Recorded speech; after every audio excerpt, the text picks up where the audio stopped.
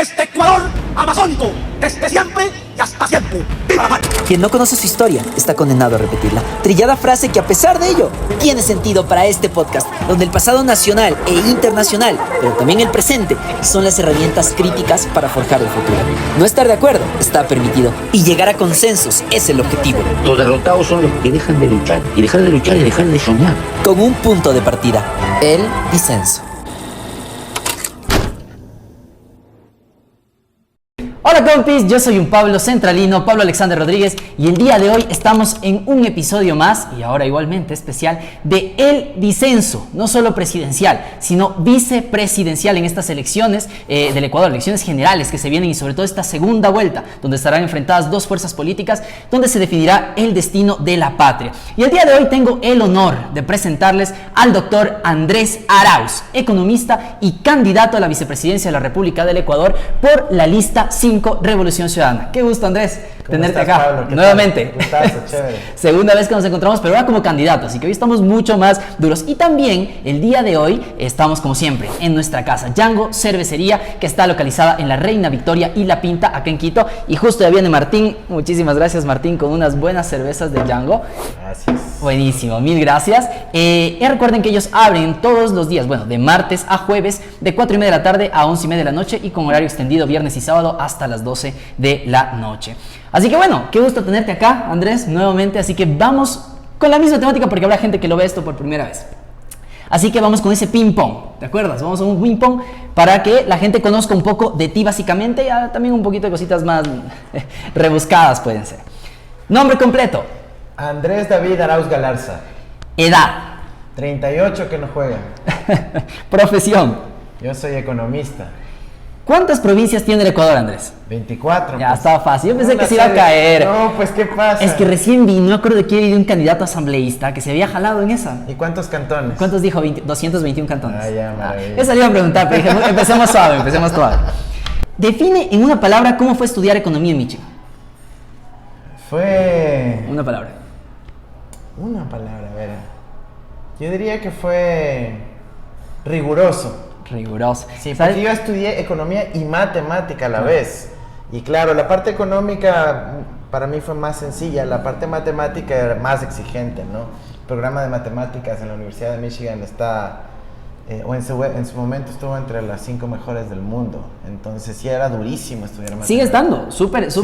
recién estaba revisando con los top de universidades, porque también hay un interés de tal vez estudiar afuera, masterado o eso, Sí. y estaba viendo, y claro, Michigan está ahí punteando también en salud pública, que Sí, es una de las ramas que me interesa. también. Buena universidad. Canción que no te puedes sacar de la cabeza. Latinoamérica. Latinoamérica, Ya, cállate. además últimamente ando bien enganchado con la cuestión de la patria grande, entonces está bien. Inspirado. ¿Y cuál va a ser el primer acto como vicepresidente? Bueno, el primer acto como vicepresidente es apoyar a la presidenta, ¿no? A Luisa González, asumir esa delegación para poder tener con las funciones completas. Creo que lo que más queremos hacer de una es la UAFE, la Unidad de Análisis Financiero y Económico, que es la que analiza todas las cifras de la economía, las bases de datos del SRI, de la aduana, de los bancos, de las transacciones internacionales, porque está full la evasión, hay un problema de narcolavado también, y es la misma institución que nos va a permitir evaluar a los funcionarios públicos sospechosos de corrupción, Claro. de haber sido también extorsionados o amenazados por las bandas criminales. Esa institución es clave. ¿Y qué es lo que van a hacer con concreto? Perdón que ya me estoy adelantando a las propuestas de campaña, pero Sí. ¿qué van a hacer en concreto con eso? Porque era el puesto que antes estaba Diana Salazar antes de ser fiscal general del Estado. Exactamente, mira, ella estaba en la fiscalía, Lenín Moreno le llevó a la UAFE, luego de la UAFE pasó otra vez a la fiscalía, quedó una persona de carrera ahí, y en el gobierno de Lazo, la persona de carrera, justo un día antes que salga el escándalo del Gran Padrino, reemplazó a esa persona de carrera y puso a una persona de la Fundación Ecuador Libre, No diga. a una persona de su extrema confianza para cubrirle todos los delitos. Entonces para nosotros esa institución es clave y vamos a develar muchísimos secretos que se han venido guardando en la época de Lazo. Vale, ahora regresemos ya a la segunda parte, que es el contexto, para ponernos un poco en onda de cómo están estas elecciones y todo ello. Andrés Arauz vuelve a las papeletas, esta vez como vicepresidente. ¿Nervioso? ¿Cuál es la sensación en general que tienen estas elecciones? No, riquísimo, poder compartir nuevamente con la gente, súper chévere, pero además en esta ocasión sin toda la carga enorme que implica la candidatura presidencial. Entonces es un poquito más relajado y apoyándole y dándole mucho soporte a Luisa, una querida amiga y compañera. Claro, ya como vicepresidente ya no eres al que le están cayendo todos los días, ¿no? Pero de vez en cuando también te caen, ya vamos a conversar de eso. Sí me caen, pero te digo, la experiencia, claro, o sea, de estar apoyando a una mujer, a una compañera muy querida, es realmente valioso, ¿no? Sí me ha gustado estar en este rol también. Y bueno, aportando también lo que se puede a la patria. Que de ganar sería la primera presidenta del Ecuador electa en las urnas, ¿no? Así sería. Buenísimo. ¿Cuál ha sido la diferencia de la anterior campaña para presidente y esta de vicepresidente, digamos, en las cosas de las que se habla en las campañas? O sea, porque era justo lo que estábamos conversando otras cámaras, ¿no? Sí. Que en solo 2 años ha cambiado completamente la orientación de cuáles eran las propuestas o lo que uno buscaba cuando votaba por presidente en 2021 y en el 2023 son completamente diferentes. Ahí es la parte triste, ¿no? Porque lo que tenemos es la destrucción de la patria en 2 años. Le advertimos al país hace 2 años que Lazo iba a destruir al Ecuador y mira que tristemente se cumplió. Parece que no nos equivocamos en poder anticipar el futuro, no por ninguna cualidad extraordinaria, sino simplemente por leer la situación, por saber cuál era el círculo de poder que lo rodeaba, por cuáles eran sus intereses personales y cómo se iban a expresar una vez en el poder. Y ahora lo mismo, ese mismo riesgo estamos viendo con la otra candidatura. Ahora, ¿cómo ha cambiado el país? Tenemos una ola migratoria que es el diagnóstico suficiente para demostrar el fracaso de Lazo y de ese modelo plutocrático, que quiere decir el gobierno de los ricos para los ricos. La ola migratoria son 280,000 ecuatorianos que han abandonado el país sin retorno desde que llegó Lazo al poder. 280,000 familias quebradas, Pablo. 280,000 familias quebradas que tienen sus consecuencias en materia de la violencia, de la inseguridad, en materia de la crisis del sistema de salud, del problema educativo, etc. Y claro, han cambiado en apenas 2 años las urgencias y las necesidades de la ciudadanía. La inseguridad ahora pasa a primer plano, la crisis de salud mental ocasionada por la migración rápidamente pasa a tener un protagonismo. El problema de recursos, de que no se han asignado recursos al sistema educativo, te está generando un problema demográfico con la juventud, que es una bomba que está explotando ya, justamente expresada alrededor de la violencia. Entonces, esas son las prioridades que tenemos que atender. Creo que es una coincidencia, que ya llegamos rápido a un primer consenso, antes del disenso incluso, que terrible, ¿no? Pero era el resultado que se esperaba si se votaba por alguien que ya había ocasionado una ola migratoria en el pasado, una nueva ola migratoria. Ahora vamos un poquito más polémicos. He estado viendo, así revisando algunos de los videos que te han sacado, que te han estado ahí molestando. Hablabas, por ejemplo, el primer escándalo ni bien iniciado el tema de la vicepresidencia sobre la ecuadolarización. No sé si quieres explicar ese concepto, ha cambiado una idea en ese sentido, ¿cómo está la cosa? Primero entender que cada que me atacan con el tema de la dolarización viene desde los banqueros. ¿Ya? Eso ya todos los ciudadanos tienen que entender que los ataques no son gratuitos, ni espontáneos, ni que surge ahí desde la naturaleza de la gente. Esos ataques vienen desde los banqueros. ¿Por qué? Porque nosotros hemos propuesto siempre mantener la dolarización, pero hemos querido modernizarla con el uso de la tecnología. Claro, ahora todos podemos hacer transferencias con la banca móvil, con la aplicación de nuestros bancos. Pero ¿cuál es la diferencia? Que si transfieres a otro banco, te cuesta 35 o 50 centavos y no necesariamente llega el mismo día. Te llega 1 o 2 días después. ¿Qué queremos nosotros? Que las transferencias sean en tiempo real, como nos merecemos en el siglo XXI. Y además, sin comisión, porque estamos hablando de nuestro propio dinero, ¿sí? Y de esa manera, nuestra intención es aumentar la velocidad de circulación del dinero. ¿Qué significa eso?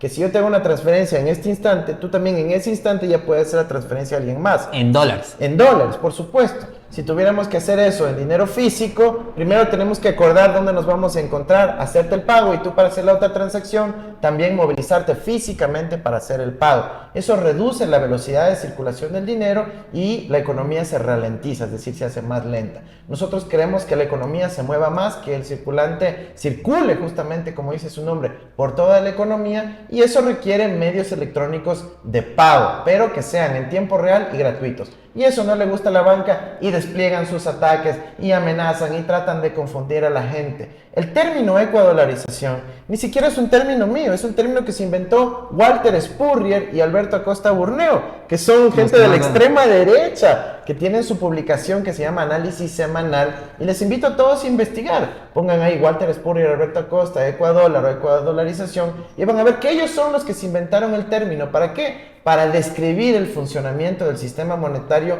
ecuatoriano, porque evidentemente los dólares que están en la contabilidad de los bancos tienen una característica especial, que la Reserva Federal no los reconoce. ¿Sí? Reconoce solo a los bancos estadounidenses. Los dólares que circulan en el Ecuador tienen esa otra denominación. Vale, otro tema, ya pasamos de página, eso ya queda claro, entonces no va a desdolarizar. De ninguna manera, es indeseable, es imposible, es inviable y además quebraría el sistema financiero nacional. Jamás, jamás, jamás me atrevería siquiera a proponer algo así. Vale, otra de las cosas que salió, esto era muy fresquito, no sé si lo alcanzaste a ver, espero que sí lo hayas visto, que recientemente estuviste en una entrevista. Intenté investigar y ver la entrevista completa, pero francamente no la encontré, busqué y no la encontré. Pero hablaban algo de los bienes que tiene Daniel Noboa y te preguntaban a ti qué bienes tienes, qué propiedades tienes. Y decías que tienes 2 departamentos, que tienes 2 carros, que tienes algo más, ya ni me acuerdo, un terreno. Y claro, y decías incluso creo que tengo más que Noboa. Entonces, no sé a qué te refieres con eso, si hay un contexto que quieras como aclararlo. Claro, gracias Pablo por la oportunidad de aclarar semejante cosa. Mira, la entrevista era la oportunidad de generar un contraste, básicamente de la candidatura de Noboa, que todos sabemos es el hijo de quien se hace llamar el hombre más rico del país. Pero si tú analizas la declaración juramentada de bienes de Daniel Noboa, que está disponible públicamente porque es un documento público, invito a la ciudadanía, métanse a la página web Radiografía Política, Daniel Noboa, declaración juramentada, y le sale los bienes que él tiene. Y ahí está la sorpresa, solo tiene una casa y una cuenta con $4,000. Sin embargo, se manda semejante campaña repartiendo a Venda Quaker por todo el país.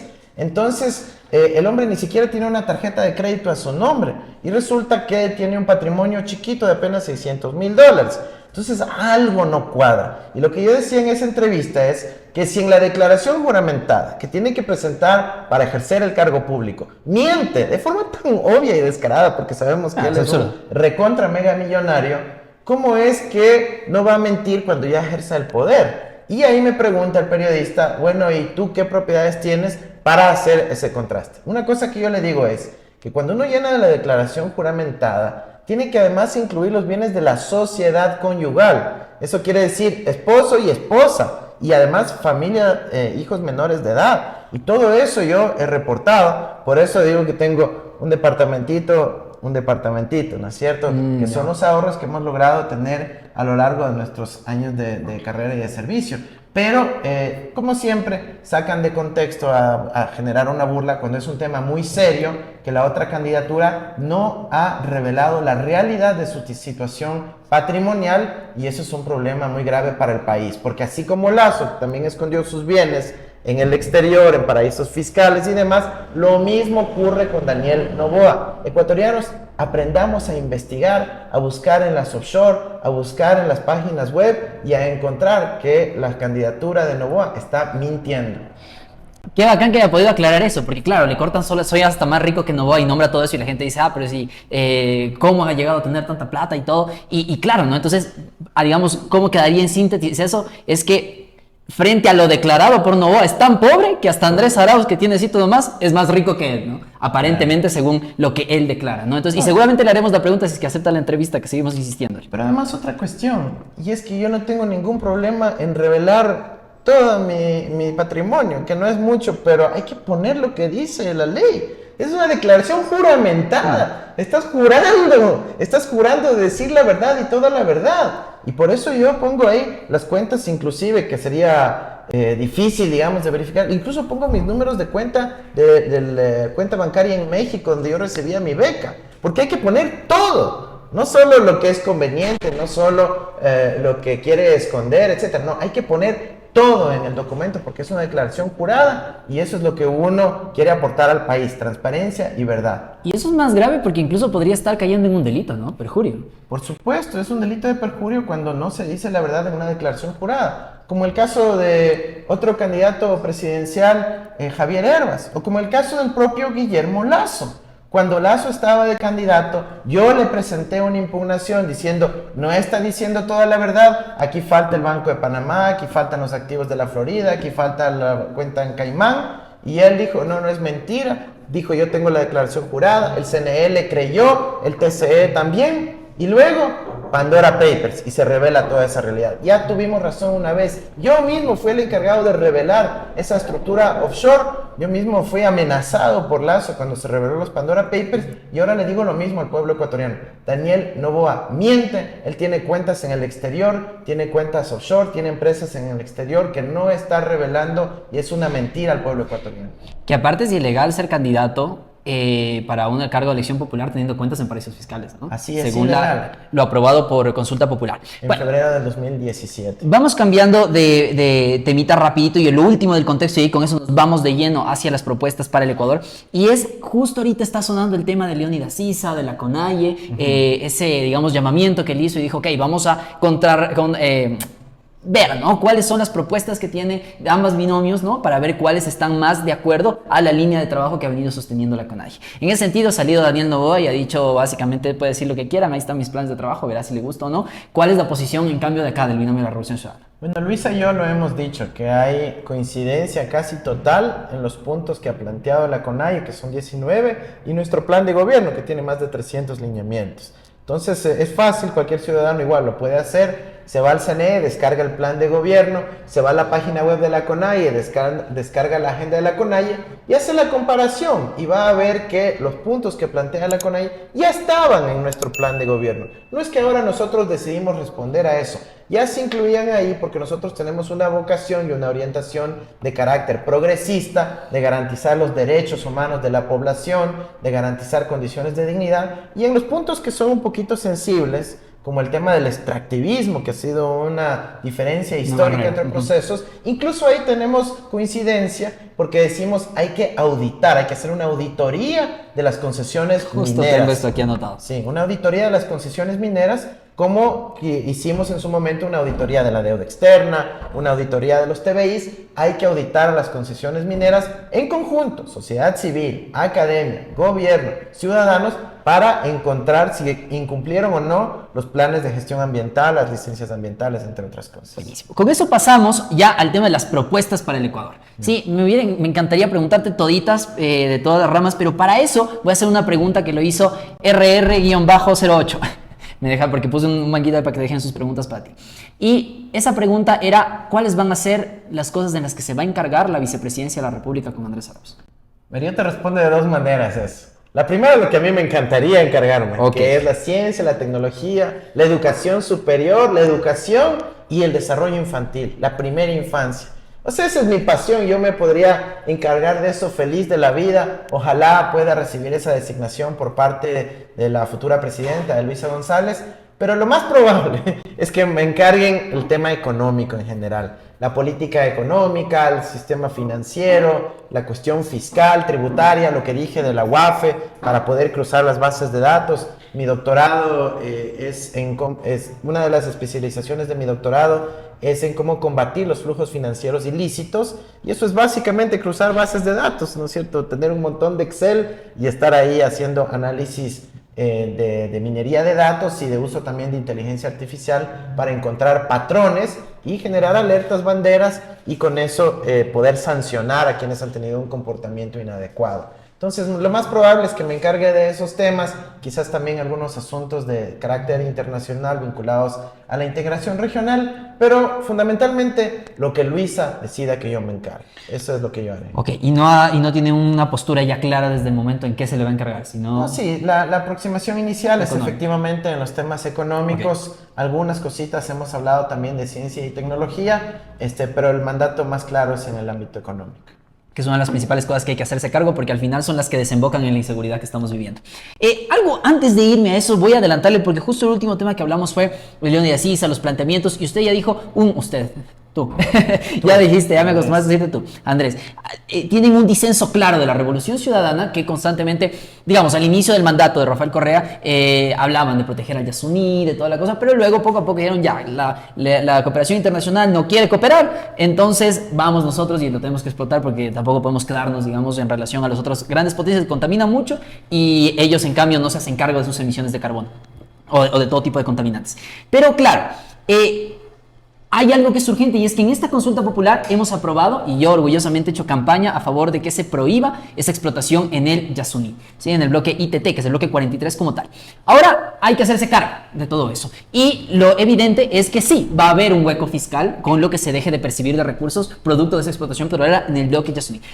Y esta es una pregunta que viene directo de todos los compas que me dijeron, tienes que hacerle sí o sí, y yo claro que estaba consciente que tengo que hacerlo. ¿Cuál va a ser su posición? ¿Quiénes van a pagar ese hueco fiscal? Que dicen que eran 1.200 millones de dólares, en realidad es mucho menos. Pero ¿quién va a ser el encargado de cubrir ese hueco fiscal? ¿La gente pobre? ¿La gente rica? No sé, un impuesto a las grandes riquezas. No sé, usted más bien dígame por dónde va la línea y podemos ahí tener un disenso. ¿Quién va a pagar el costo del cese de la explotación del Yasuní? Los evasores. Tú tienes ahí más de 2.000 millones de dólares de deudas con el SRI, más de 2.000 millones de deudas del aporte patronal con el IES. Solo cobrando los evasores tenemos ahí 4.000 millones de dólares. Evidentemente, decirlo es más fácil que hacerlo, ¿ya? Pero para hacerlo se necesita desplegar inteligencia financiera, y eso quiere decir, otra vez, cruzar bases de datos, ver dónde tienen los activos, dónde tienen la riqueza escondida, y decir, señores, ustedes le deben aquí al SRI. Por ejemplo, el grupo Novoa le debe 88 millones a través de una de las empresas, que es la exportadora bananera Novoa, que todos pueden comprobar metiéndose a la página web, ¿cierto? Entran al Google, ranking deudas SRI, y ahí en primer lugar, cuando ordenas a nivel nacional, te va a salir la exportadora bananera Novoa, y te salen los otros deudores, empresas petroleras, de licor, y hay que cobrar esas deudas. Ahora, a mí sí me parece que es importantísimo que haya coherencia entre todos quienes propusieron el sí por el tema del ITT y que dijeron la alternativa es cobrar las deudas a los evasores. Ahora, todos sabemos que Novoa no va a cobrar a Novoa. Como Lazo no cobró a Novoa, Novoa tampoco va a cobrar a Lazo. Solo la opción de la lista 5, la Revolución Ciudadana, con Luis a la cabeza, va a cobrar los impuestos a los evasores. Entonces es importante que ya que se generó este hueco fiscal, esta necesidad de financiamiento por el cierre de las operaciones en el ITT, tengamos la alternativa, y la alternativa es elegir a gente que sí va a cobrar los impuestos a los evasores. Ok, recordemos que esos 1.200 millones de dólares son al año. ¿No? Y todavía tenemos varios años de explotación, más que solo 4, digamos, porque estaba diciendo que son 4.000 millones de cobrarles lo que deben actualmente. Ahora también sería evitar que sigan realizando, por ejemplo, cierto tipo de condonaciones de deuda. No sé si tienen un planteamiento en relación a la condonación de deuda que tantas veces ha sido condonada por el gobierno de Moreno, por el gobierno de Lazo, a los mega ricos, o el impuesto al 1% más rico del país. Sí, hay que grabar efectivamente con impuestos efectivos. Porque, ¿qué pasa? Tú tienes ahora una estructura tributaria, unas leyes, que dicen que el impuesto es 22, 25% del impuesto a la renta, pero igual pagan cero. ¿Por qué? Porque se aplican deducciones ilegales, porque encuentran el hueco por donde sacar la plata, porque declaran pérdidas y todo eso. Entonces nosotros vamos a aplicar metodologías para poder reducir la evasión tributaria, no solo cobrando lo que deben del pasado, sino hacia el futuro, reduciendo esas alternativas de evasión que todavía tienen en la legislación ecuatoriana. Una de las cosas que más me indigna a mí fue que en una de las leyes de Lazo impuso que quienes han evadido impuestos en el pasado simplemente tienen que mandar una cartita al SRI, arrepentirse y tienen que pagar una pequeña multa del 5% y se les perdona todos los delitos cometidos. ¿Puedes creer eso? Eso legitima el lavado de dinero, porque en América Latina la principal fuente de lavado de dinero es la evasión tributaria. Ojo, que no se confunda la gente. Es la evasión tributaria, porque luego de que evades tienes que tratar de volver a meter ese dinero en la economía, y muchos lo hacen constituyendo empresas en el exterior, luego se disfrazan de la famosa inversión extranjera y quieren volver a traer esa plata como que fueran inversionistas extranjeros. Eso no lo vamos a aceptar, igual como cruzando bases de datos, utilizando tecnología moderna. Ok, entonces cubrimos ya ese hueco fiscal. Ahora, ¿qué va a pasar con los trabajadores? La gente que se va a quedar, digamos, sin trabajo. Claro, los que son de Petroecuador simplemente tienen que ser reubicados en los otros lugares porque se sigue explotando. Tranquilos, no es que se acaba la explotación petrolera en Ecuador por esa consulta que muchas de las fake news que decían. ¿Qué hacemos con los trabajadores que, digamos, por trabajo indirecto quedarán sin esos ingresos? Sí, esa es una preocupación grave porque tú ves que en las provincias de Sucumbíos y Orellana, donde hay actividad petrolera, mucha gente que trabaja y depende de esa actividad también se opuso a la decisión de la consulta popular y tenemos que encontrar alternativas. Una de las formas que hemos visto es de una reconversión paulatina hacia una economía basada más en el turismo, pero sobre todo en la explotación de la biodiversidad. ¿Qué quiere decir eso? Ahora tenemos la decisión del 20 de agosto, que no solo fue una decisión sobre el ITT, seamos claros, este fue un mandato del pueblo ecuatoriano para transitar hacia un modelo post-extractivista, ¿ya? Es una decisión fuerte, fuerte. A nivel mundial. ¿Y ahora qué pasa? Que tenemos que darle contenido a esa decisión. No puede ser simplemente, como dice Novoa, pues entonces ahora más minería y más bananos. No, pues tiene que ser una solución de avanzada para el siglo XXI, en donde ahora tengamos más bien una sociedad del conocimiento y la innovación, en donde la biodiversidad sea fuente de riqueza. Por eso creamos, y esto lo planteé incluso hace 2 años con el protocolo de Nagoya, De acuerdo. ¿no es cierto? Planteamos la Universidad Regional Amazónica Iquiam, que tiene a su cargo 90.000 hectáreas de la Reserva Biológica Colonso Chalupas, que tiene 8 pisos ecológicos desde el Cotopaxi, desde el páramo de Cotopaxi hasta la Amazonía ecuatoriana. ¿Y qué tienes ahí? Una biodiversidad inmensa a cargo de la universidad. ¿Para qué? Para que puedan tomar cada planta medicinal, cada insecto, cada ranita que puedan encontrar, le saquen una muestra del péptido, en el caso de las ranas, y puedan determinar, esta tiene propiedades preventivas, curativas, medicinales, etcétera, y de ahí podamos nosotros ya no solo exportar más bananos y más minerales, sino poder desarrollar medicamentos biológicos, composiciones farmacoquímicas, etcétera, hechas en el Ecuador y de esa manera avanzar hacia el siglo XXI.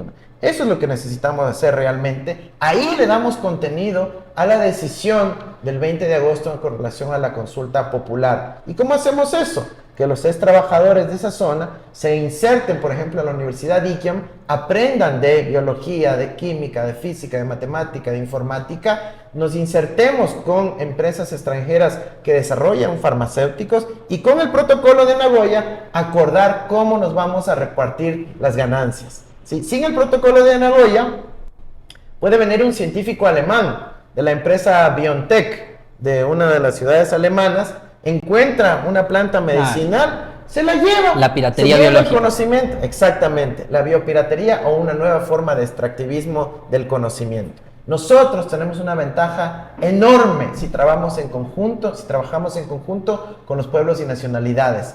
Y es que los chamanes, los líderes de las comunidades, ya tienen ese conocimiento sobre las plantas medicinales que son de decenas de miles de años y le ahorra todo ese proceso científico de prueba y error, pero nosotros tenemos que asegurar que haya una remuneración, billete de la venta de esos farmacéuticos que venderán las empresas alemanas, suizas, francesas, estadounidenses o canadienses o de donde sea, pero tienen que remunerar por cada pastilla que venden a las comunidades, a la universidad y al Estado ecuatoriano. Así encontramos una alternativa post-extractivista, pero hay que meter harto dinero en ciencia y tecnología para poder tener esa solución para el país. Chévere. No quisiera quedarme tanto en esto, pero sí, tengo que contar que en su explicación has consolidado muchas de las propuestas que salieron desde quienes estábamos promoviendo pues el sí en la consulta popular, y eso es algo que hay que destacar. Y algo que iba a decir es que eso es, digamos, a largo plazo, porque para probar un medicamento en ensayos clínicos y todo se demoran muchísimos años. Pero digamos, para ahora dijiste el ecoturismo que habría que invertirle. O sea, para dar trabajos en este momento. Es algo importante, ¿no? Y ahora también hay que ser realistas en eso. Ahorita en estas condiciones, ¿cómo atraes turismo del exterior cuando tienes advertencias de todas las embajadas que dicen no vayan al Ecuador, está muy peligroso? Tenemos 1000 puntos quebrados en las vías ecuatorianas. Para ir a la misma Amazonía, tienes ahí el socavón en la zona cercana a Baeza, en donde no hay como ni transitar. Lo vi. Vean un TikTok que hice sobre eso también. Pero es brutal, o sea, ni tienes vialidad, no tienes seguridad. ¿Cómo atraes al turismo? Entonces eso también es una cuestión de largo plazo. Lo que nosotros propusimos la vez pasada y lo vamos a retomar es potenciar a nuestro sistema educativo para que no solo sea ir a las aulas de clase, sino que los estudiantes de nuestro sistema educativo público puedan también recorrer la patria a partir de un plan nacional de excursiones con ecoturismo, armando un catálogo y un catastro de toda la oferta ecoturística nacional en un sistema parecido al Airbnb, en donde los estudiantes, para poder definir una excursión, puedan escoger destinos, donde hospedarse de forma económica, y así nos empoderamos de nuestra misma patria. Buenísimo. Entonces vamos ya rápido al tema de ciencia y tecnología. Justo hablabas en relación a esto en el plan de trabajo, porque sí, tuve que leerme todo el plan de trabajo, aunque sabes algo malo, está subido en el CNE, harán ese reclamo, y solo se ve desde, no sé qué página será, pero solo se ve desde la propuesta 138 para abajo. Ah, ¿en serio? No se ve completo, entonces Bueno, está es incompleto. culpa del CNE, ¿no? Total. Obviamente nosotros entregamos completo, pero vamos a publicarlo también en nuestra página web. También me ha llegado la queja de que en el CNE está como en formato tipo imagen. Sí, ni siquiera se puede copiar Entonces, ni nada. no puedes hacer el control F para, Claro, para buscar los hacer temas. una búsqueda. Sí, me tocó leerme absolutamente todo. Bueno, igual siempre me leo todo, pero para ver las cosas puntuales estuvo un poco complicado. Sí. Pero hablabas del red de centros de innovación ciudadana. Sí. Y hablabas mucho del tema de la ciencia abierta, que era básicamente, actualmente, digamos, cuando tú investigas, obviamente tienes esos réditos por investigar, ¿no? De los descubrimientos que hagas y todo, pero eso imposibilita luego que la gente pueda acceder a ese conocimiento. Y eso es también una limitación, porque el que no tiene plata no puede comprar libros, no puede comprar artículos, no puede acceder a bases de datos y obviamente se limita ese acceso a la educación. Entonces, ¿cómo va a ser este tema de la ciencia abierta con estas publicaciones internacionales y estos centros de innovación ciudadana? Mira, la intención es que el Ecuador se convierta en un paraíso del conocimiento. Eso quiere decir que la ciencia abierta prime, en donde el Estado pueda ofrecer un repositorio de toda la investigación científica del país. Por ejemplo, ahora tú tienes repositorios de tesis, pero no necesariamente de investigaciones, de los ensayos clínicos, del software que se desarrolla en las distintas instituciones públicas, etc. Todo eso tendrá que ir a un gran repositorio en donde todos los ecuatorianos podamos aprovechar el conocimiento colectivo, siguiendo un poco la línea de lo que es el código abierto, el software libre, en donde el conocimiento está disponible ahí para quien quiera que pueda mejorarlo, aprovecharlo, sacarle el jugo y poder generar también innovación. Entonces, desde el gobierno pagarían esas regalías porque obviamente alguien que quiere investigar también hay gente que vive de esa investigación, ¿no es cierto? Entonces, claro, publican internacionalmente y tienen, digamos, los fondos que le llegan. Entonces, ¿cómo se sostendrían? ¿Habría desde el Estado ese financiamiento? Hay varios modelos, ¿no? En función del tipo de licencia de investigación. En muchos países, cuando la investigación es financiada con recurso público, es obligación de que sea declarado abierto y disponible para todos. Hay casos en donde cuando la investigación es financiada con recursos privados, se puede declarar la licencia obligatoria para que pueda ser democratizada, y eso implica una compensación por parte del Estado, y en algunos casos no. Efectivamente, no se aplica la licencia obligatoria y se queda como conocimiento privativo de quien lo desarrolló.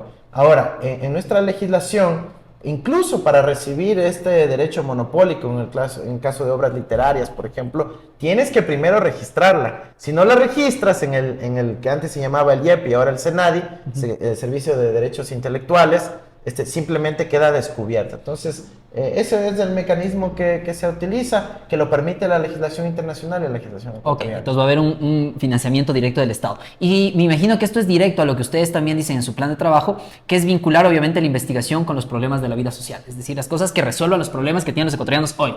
Y eso, digamos, iría directamente aumentando presupuestos. Ya con ese tema vamos también pasando Sí. a la universidad. Ahí estamos hablando de la investigación y la tecnología pertinente, ¿ya? Una cosa es la tecnología de vanguardia, pero a veces en nuestros países lo más importante es la tecnología pertinente, que solucionemos problemas concretos que estamos viviendo nosotros. ¿Ya? Entonces ahí nosotros vamos a cambiar el método de acreditación de las universidades, en donde la vinculación con la problemática real de la ciudadanía solo vale 5%, Pablo, ¿sí? Más pesan los papers, más pesa la docencia, y la vinculación, es decir, está solucionando problemas, solo pesa 5%. Eso hay que darle más peso para que las universidades, cuando orienten las investigaciones de sus estudiantes, de sus docentes, les digan, hey, vamos solucionando los problemas reales que tiene la gente. Buenísimo. En tema de universidad, están proponiendo tal vez a la creación, porque ya te digo, no se ve toda esa parte del plan de trabajo, pero están proponiendo, digamos, la creación de algunas universidades. Vi recientemente una publicación y algo que yo recalcaba siempre, ¿por qué no una gran universidad de carreras online? Y vi que estaban planteando un instituto tecnológico. No sé si quieres ampliar un poco sobre eso. Sí, nosotros primero planteamos devolver el presupuesto a la universidad pública ya vigente. A las aulas todos Así, a las aulas. Son 240 millones de dólares que se les ha recortado a las universidades en los últimos años. Es un impacto brutal y por eso hay tanta gente excluida del sistema. Segundo, vamos a volver a las becas, pero también al crédito educativo para quienes quieren optar por una opción en la universidad particular. Crédito educativo significa que tenemos un plazo, un tiempo de gracia, no tienes que pagar hasta que acabes de graduarte y ya luego cuando tengas trabajo empieces a pagar el crédito. Eso es para la universidad particular. Pero además el problema es tan grande que nosotros vamos a crear el Instituto Tecnológico Superior Virtual Público para que sea gratuita la educación online. Además, facilitaremos una tablet y conexión de banda ancha móvil a los estudiantes, privilegiaremos a los de la ruralidad del Ecuador para que puedan acceder a esas carreras, que serán 10. Abriremos 24,000 cupos online. Tenemos por suerte ya las plataformas disponibles, que por suerte además también son de código abierto y están disponibles para que los use cualquier país, cualquier institución, y vamos a poder aprovechar al máximo el poder del internet para dar educación y que los jóvenes también puedan tener títulos. Okay. Entonces, restituir presupuesto a las universidades ya existentes. Sí. Hablan también de recuperar Yachay. Por supuesto, la Yachay tiene que ser potencializada, es un proyecto de 50 años plazo. De a poco hay que seguir ingresando recursos a esa, no solo universidad, sino la aglomeración, el clúster de conocimiento que se tiene que crear ahí. Porque la idea es que ahí vayan empresas extranjeras basadas en conocimiento, en tecnología, que vayan los institutos públicos de investigación, que la universidad siga creciendo y se fortalezca, para que sea un espacio en donde el conocimiento sea lo del día a día y lo que se hable, y podamos lograr grandes investigaciones y grandes resultados aplicados al modelo post-extractivista que estamos discutiendo. Ok. Y adicionalmente a eso leí también la condonación de deudas para los estudiantes que tienen actualmente, digamos, créditos educativos. ¿Para quiénes aplicarían esas condonaciones de deudas de estudiantes? Mira, tenemos muchos estudiantes que luego de que se graduaron no han podido todavía repagar sus créditos porque no hay trabajo o las cuotas son demasiado grandes. Entonces vamos a reducir el tamaño de las cuotas. ¿Cómo? Condonando los intereses, las multas y recargos. Condonando los intereses, las multas y recargos y reestructurando el capital a más largo plazo para que así los jóvenes puedan tener un respiro, las cuotas sean mucho más manejables y puedan seguir buscando una oportunidad laboral. Ok, justo eso es lo que está, y lo pude leer pues en su plan que se llama Todos a las aulas, ¿no es cierto? Sí, todos a las Lo vi que aulas. estaban trabajando con Jaire, una querida amiga. Así es.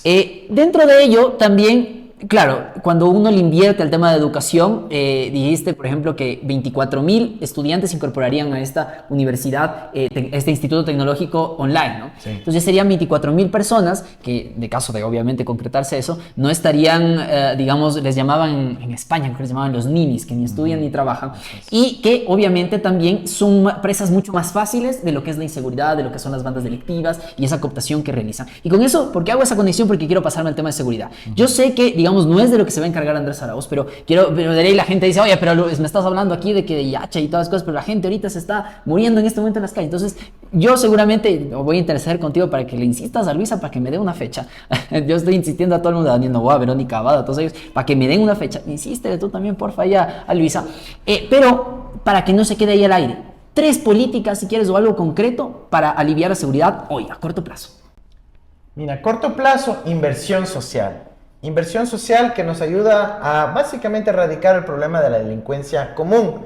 Eso quiere decir inversión en educación, inversión en salud, disputar el espacio público de la delincuencia con actividades extracurriculares, música, arte, cultura, deporte, etc. Eso va a ser inmediato. ¿Por qué? Porque vamos a generar un boom de actividades para la juventud y con eso vamos a disputarle la calle a la delincuencia común.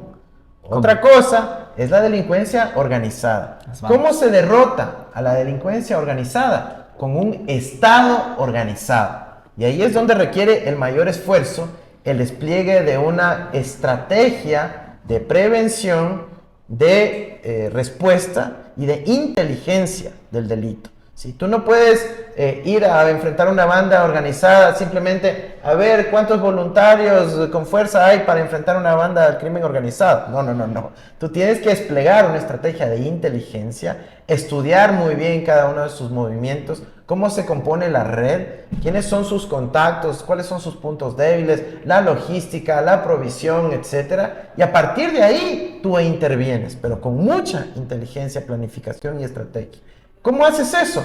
Con una institucionalidad fuerte, como dije, con un Estado organizado. ¿Y qué estamos enfrentando ahora? Un Estado tomado por las propias bandas del crimen organizado. ¿Sí? Por primera vez en el Ecuador, con el gobierno de Lasso, se permitió que el crimen organizado se tome el poder político, se tome la fuerza pública. Buena parte de la policía, tristemente, está o chantajeada o corrompida por el crimen organizado. Entonces hay que depurar la fuerza pública, hay que retomar el control de las cárceles y hay que actuar sabiamente con un timing preciso para evitar que si tú tomas una acción, no haya luego una reacción en contra de la ciudadanía. O esté cubierta la reacción. Tú tienes que actuar cuando sabes que vas a ganar, no cuando tomas una decisión y a la semana siguiente retrocedes, como está ocurriendo con el gobierno de Lasso. Justo, confito. Entonces, nosotros vamos a actuar estratégicamente con mucha inteligencia para desmontar el funcionamiento de estas bandas y obviamente lograr pacificar al país. Perfecto.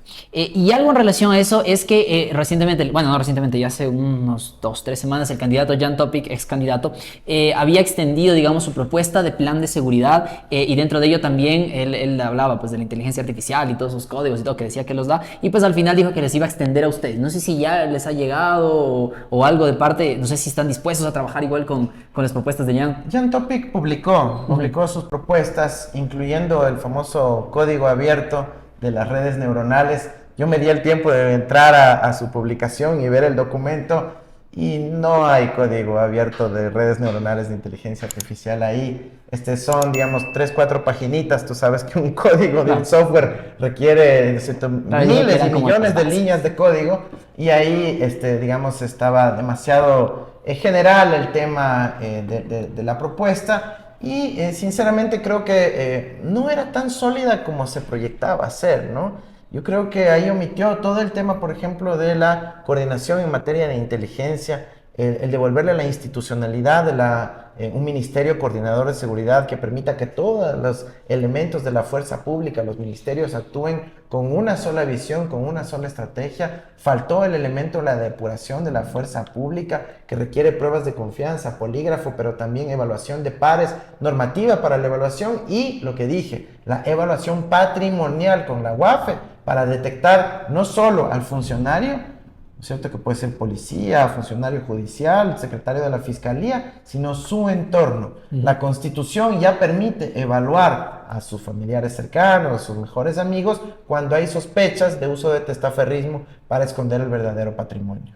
Ok, y también hace otros planteamientos, por ejemplo, la apertura o cierre remoto de las puertas de cada una de las celdas de las cárceles, hace algunos de esos tipos de planteamientos. ¿Cuál es tu opinión al respecto? No, me parece importante que haya un aporte en esa dirección. La realidad es que eso trata de desmaterializar la vida real de un centro de privación de libertad, un centro de rehabilitación social, cuando tú igual tienes que meter comida, pues. Igual tienes que llevar comida al sistema del centro de rehabilitación social y sabemos que por ahí hay una gran vulnerabilidad. O sabemos que incluso si es que tú tienes guardias o los guías penitenciarios o el perímetro está cuidado por elementos de la fuerza pública, son fácilmente corrompibles. Porque, ojo, hay mucha gente que entra de forma honesta y después ya estando ahí les dicen, oye, ¿te portas bien? Te damos una plata. Te portas mal, asesinamos a tu familia.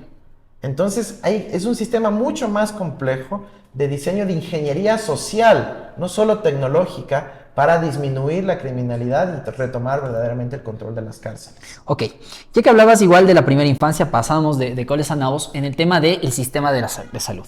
El sistema de salud está completamente destruido. Te hablo desde un estudiante de salud, sabes, ya desde la última vez que nos vimos, creo que estaba en octavo, noveno, décimo, no recuerdo, y ahora estoy ya en el internado rotativo, ya en mayo ya sería médico de la patria, sí. Y pues ahí vemos cómo está destruido, ¿no? O sea, la dotación de los insumos médicos, la dotación de los medicamentos que es terrible, me da qué dolor, que a mí me da vergüenza. Yo sé que yo no es mi responsabilidad, pero te juro que me da vergüenza cuando tengo que hacer una receta, ¿no es cierto? Y hago, quiero hacerle, por ejemplo, literal, hasta ahora, paracetamol.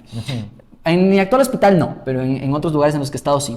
Entonces, paracetamol, para los niños. Entonces, le doy a la madre familia que veo que viene en condiciones de pobreza, que le trajo al niño viajando por todo lado, porque el único que estaba abierto es el centro histórico, porque estaban remodelando otro centro de salud tipo C que tiene emergencias a altas horas de la noche. Y yo, ¿sabe qué? Chuta, le va a tocar comprar el paracetamol a las 3 de la mañana. Sabrá dónde está abierto porque no hay el paracetamol, ¿no? Que sería, digamos, el mejor medicamento porque el niño tiene fiebre y no solo está inflamado, entonces el ibuprofeno sí, le puede ayudar, pero no le ayuda tanto como el paracetamol.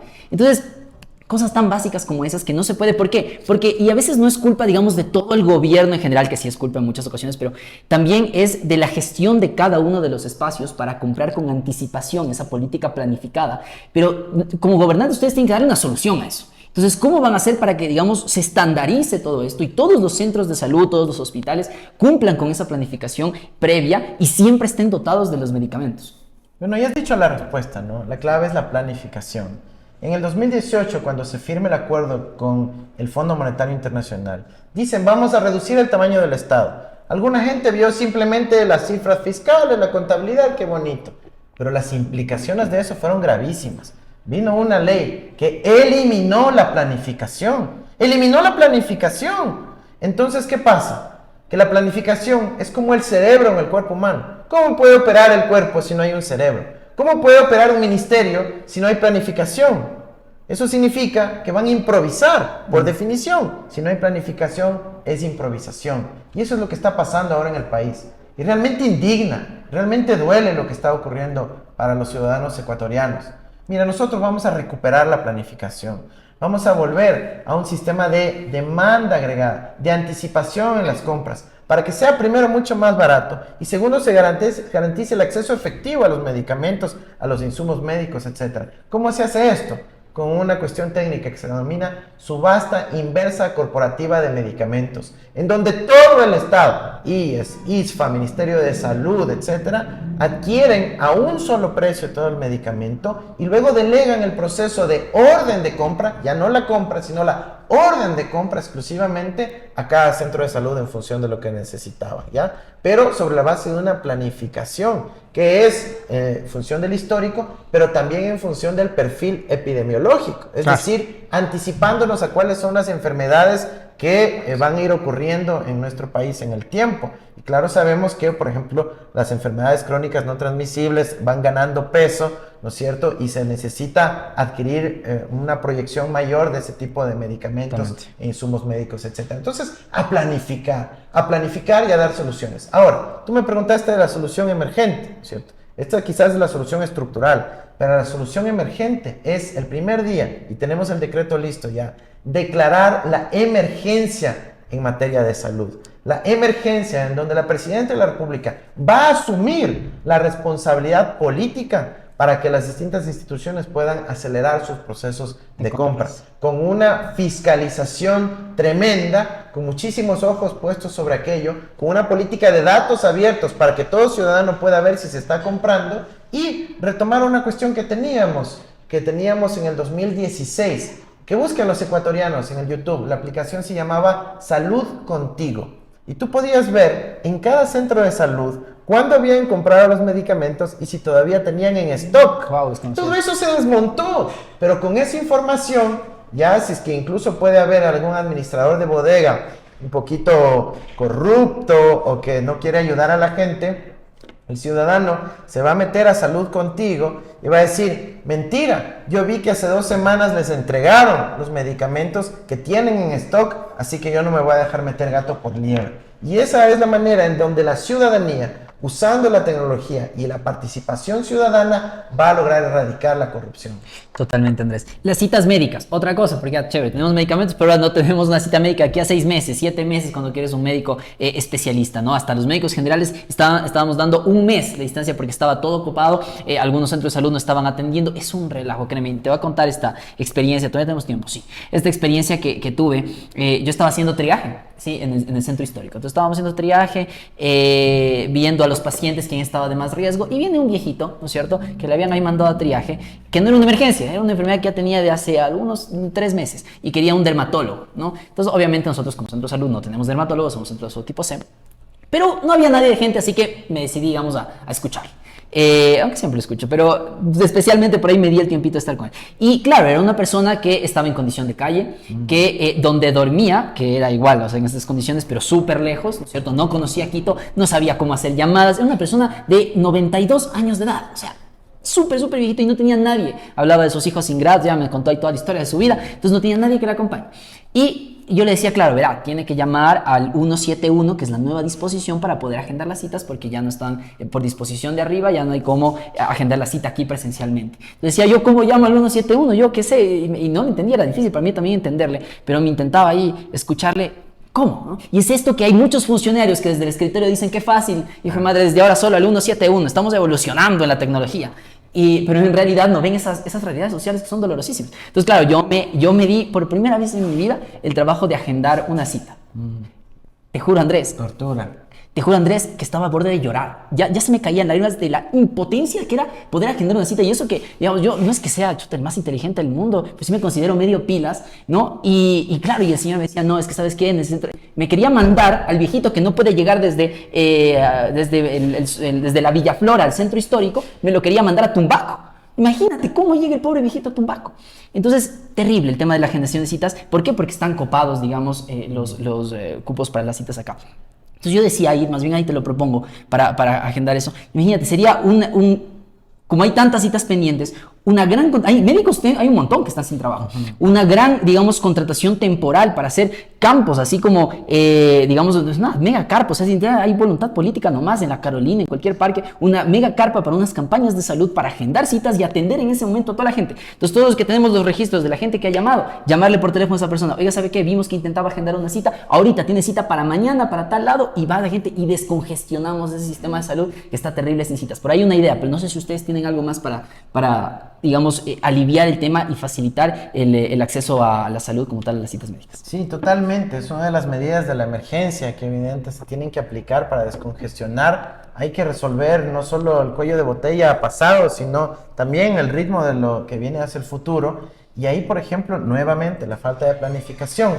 No hay suficientes especialistas incorporados al sistema de salud pública, en parte porque en algunas áreas de conocimiento simplemente no hay suficientes especialistas en el país. ¿Y qué pasa? Que tú cuando planificas la formación de los especialistas tienes que anticiparte con 4 años, pues, porque una especialidad puede durar 2, 3, 4 años, quizás más si es una subespecialidad, etcétera. Y entonces ahora estamos sufriendo las consecuencias de la eliminación de la planificación del talento humano en el 2018, en el 2019. Entonces, por eso es tan importante la planificación. Ahora, Luisa lo ha dicho con claridad, con firmeza. Vamos a reincorporar a todos los médicos, enfermeras y trabajadores de la salud que fueron despedidos no solo en la pandemia, sino luego. Y de esa manera aumentaremos la cantidad de personal para poder atender a la ciudadanía que necesita urgentemente que se cumpla el derecho efectivo a la salud.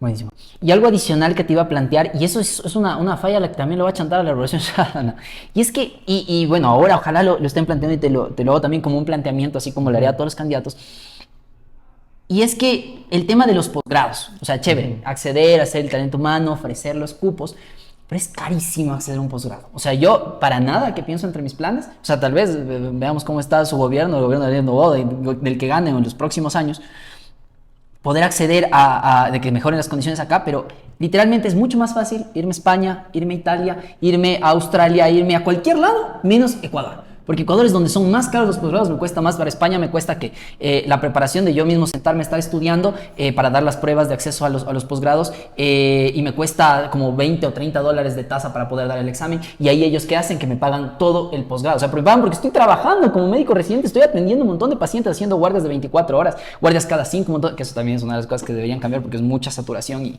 y no hay para nada calidad de atención. Pero es eso, que aquí es carísimo. Aquí por lo bajo te cuesta $40,000, $50,000. Y la mayoría de posgradistas son autofinanciados. y sus becas no cubren más de $1,000 los que ya tienen ayuda financiera, imagínate, y los otros les toca pagar. Entonces, claro, un médico se gradúa, ¿qué prefiere? Ponerse a trabajar y ganar por lo menos 1,200, 1,600 como médico general antes que meterse un posgrado aquí en Ecuador, porque, y que aparte no puede abandonar y decir como yo, porque yo no tengo familia, no tengo hijos, tengo comodidad, soy un privilegiado y es la verdad, y puedo irme nomás, dejo mi país y me voy a cualquier lado a estudiar y tengo, pero ellos que tienen familia, que tienen hijos, ¿cómo sostienes la casa si tienes que hacer guardias de 24 horas? Cada cuarto día tienes que volver a hacer guardia de 24 horas. En los días que no tienes guardia, en lugar de descansar, tienes asistencial de 8 horas. No hay tiempo para trabajar. Hay gente, yo sí conozco posgradistas que van a trabajar con médicos generales a ciertas clínicas, pero básicamente ellos no les das más de 40 años de vida, porque se sacan tanto el aire para poder tener el posgrado y sostener a su familia. Es literalmente elegir eso, entre especializarme y ayudar a mi país como especialista o poder comer y darle de comer a mi familia. Entonces, ¿por qué no plantear por fin un sistema de posgrado, un sistema nacional de acceso a los posgrados como pasa en España? Al final aumenta la capacidad del Estado de poder atender a la gente con médicos. No son especialistas, pero ya son posgradistas, R1, R2, R3, R4, R5, que están bajo la tutela de un especialista que es el director, que es el profesor de eso, y también ahí también se descongestiona, pero financiado obviamente por el Estado como pasa pues con los pregrados. Sí, evidentemente. Bueno, en el Ecuador la Constitución, la gratuidad llega hasta el nivel de grado. En el posgrado lo que tenemos es la alternativa de becas y de juntar crédito educativo. Yo creo que hay que buscar una combinación en donde efectivamente se pueda dar becas para que puedan acceder a un posgrado dentro del país, pero también afuera del país.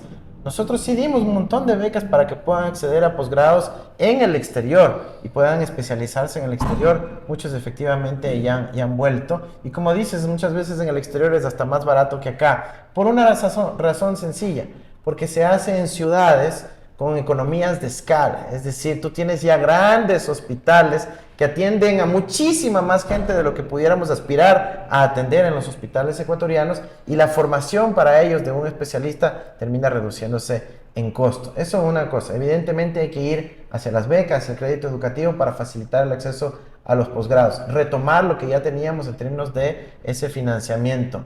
Pero algo súper importante también, súper importante que logremos que las universidades también abran más cupos para la formación, para lograr la economía de escala. Parte de la razón por la cual es tan caro es porque ofertan poquitos cupos. Entonces muchos se disputan pocos cupos, y en términos de oferta y demanda, hay muchísima demanda de pocos cupos.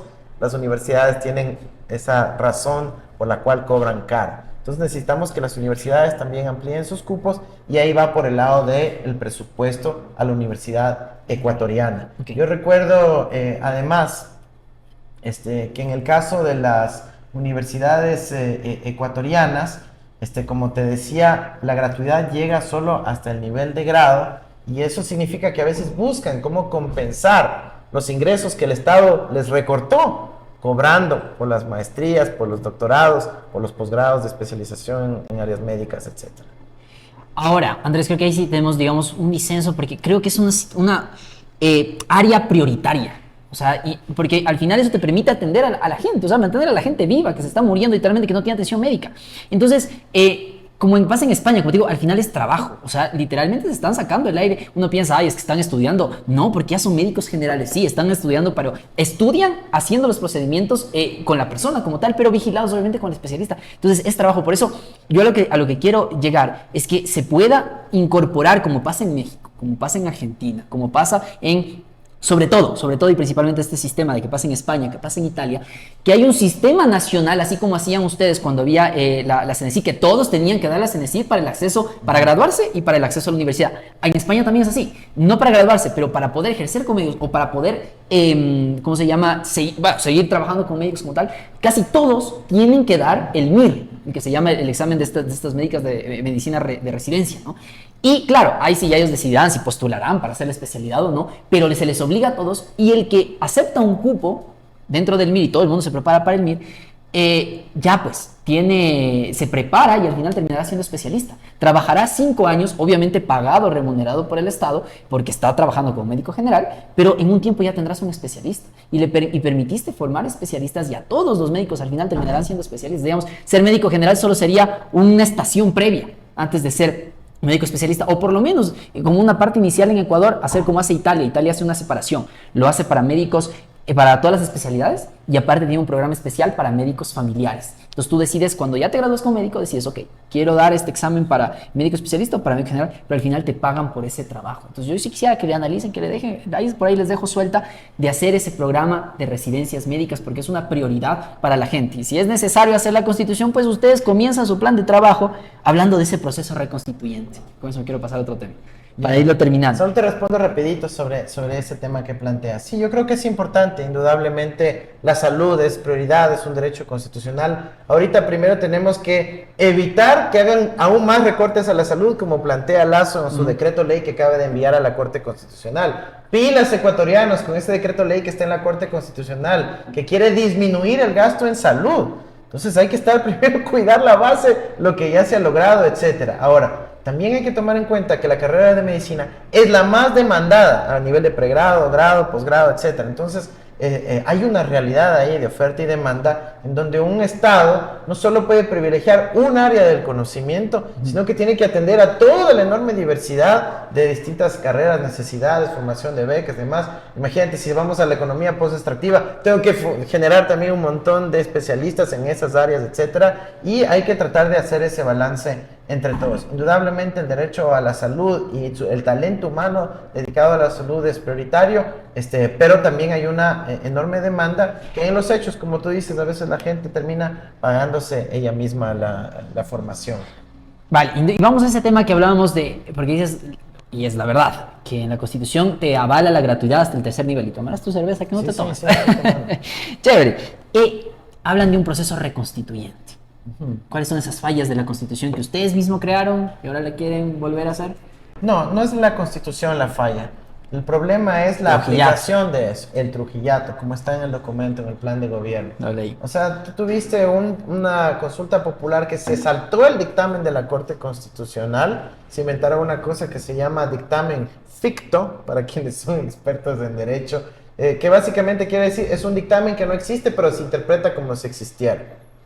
Bueno, eso es lo que permitió que entre el trujillato, que Trujillo con su grupo declaren la vacancia constitucional y mandaron a los jueces constitucionales a sus casas. El país no tuvo un ente de control constitucional vigente durante casi 6 meses y luego fue rellenado con un proceso claramente viciado.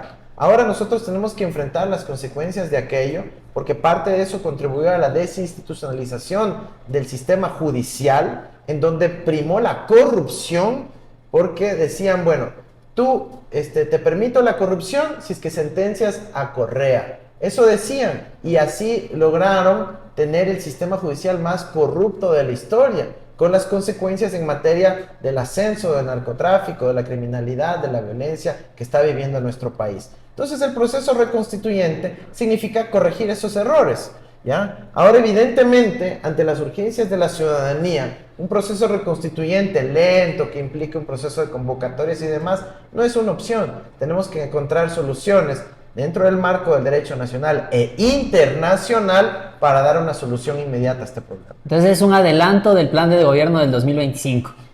Mira, es que en este proceso del trujillato tiene varias impugnaciones a nivel internacional, en el sistema de derechos humanos de la ONU, en Naciones Unidas en Ginebra, en el sistema interamericano de derechos humanos en la ciudad de Washington. Entonces, esos también son entes jurisdiccionales que establecerán qué puede ocurrir en el Ecuador respecto a ese trujillato. Entonces, no necesariamente tenemos que hacer nada acá. Puede que venga la decisión antes, puede que venga en el 25, pero hay esa opción que estamos manejando. Ok, lo pusieron en su plan de gobierno. Aunque recuerden que hay revocatoria de mandato por incumplimiento del plan de gobierno. Y está en el plan de gobierno eso. Sí, por supuesto. Nosotros creemos que debe potenciarse la revocatoria del mandato. Imagínate tú si a Lenín Moreno le hubiésemos podido revocar el mandato a medio periodo. Quizás no estuviéramos en la crisis que estamos ahora. Imagínate que a Lazo hubiese podido tener una revocatoria del mandato, pero por disposición popular, no porque dependemos que el propio Lazo nos envíe una muerte cruzada. hay que fortalecer la institucionalidad democrática, y democracia quiere decir que el pueblo manda, que vengan las revocatorias. Totalmente. Yo siempre decía que la democracia no es solo votar por papelitos en las urnas, sino votar con B grande, aquellos que no han tampoco respondido a las demandas populares. Bueno, quiero ir ya, porque ya vamos terminando, nos vamos quedando sin tiempo, así que voy a irte preguntando cositas así de diversos temas, una miscelánea así de temas, así que ya hablamos como que muy ordenado, hemos hablado de educación, hemos hablado de seguridad, hemos hablado de salud, de tecnología, hablamos del extractivismo también, vamos tal vez a retomar unas cositas que no quiero que se queden ahí como sueltas. Hablas también de reformas normativas, y yo digo hablas, porque yo cuando leo ese plan de trabajo, yo digo, esto lo escribió Andrés. Cuando hablas de infraestructura resiliente por ahí, dije, eso lo escribió Andrés, no puede ser otra cosa. Pero bueno, reformas normativas necesarias para eliminar normas que han incidido negativamente a la estructura institucional de nuestro país. ¿Qué normas? La ley de apoyo humanitario, por ejemplo. Claro, la ley de apoyo humanitario, los decretos leyes que están sacando ahorita. Tenemos el marco legal que le ofreció impunidad a los evasores de impuestos que tenían la plata en el exterior, sin siquiera obligarles a que traigan la plata al país. Entonces, eso hay que recuperar, hay que recoger, se puede hacer también con un proceso expedito con la Asamblea Nacional, y ese es el tipo de cosas que vamos a hacer. Ok.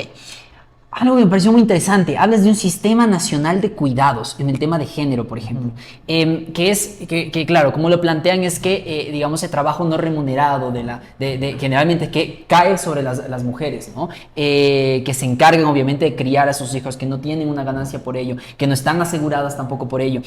¿Cómo va a funcionar ese sistema nacional de cuidados? Bueno, primero esa parte justamente fue la que trabajamos conjuntamente con Luisa, el capítulo alrededor de los derechos de las mujeres y niñas. Y el Sistema Nacional de Cuidados es indispensable. ¿Por qué? Por distintas razones. Desde el tema de los derechos de las mujeres, para que puedan tener mayor libertad, posibilidades de inserción laboral, etcétera, que pueda haber una infraestructura estatal que pueda ayudar en el cuidado de los niños, pero sobre todo desde la perspectiva de los niños.